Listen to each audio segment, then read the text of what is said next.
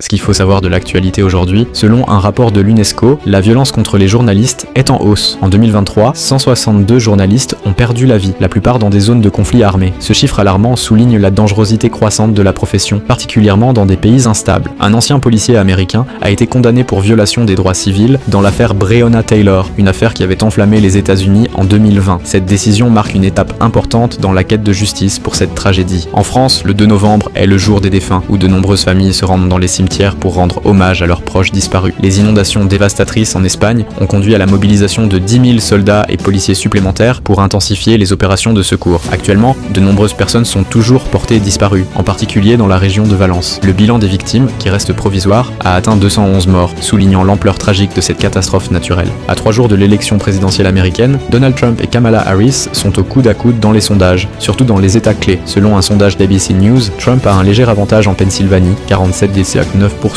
contre 47,7% pour Harris. Mais les marges restent de très serrées dans plusieurs autres swing states. L'élection aura lieu le 5 novembre 2024 et le système des grands électeurs rend les résultats encore plus imprévisibles.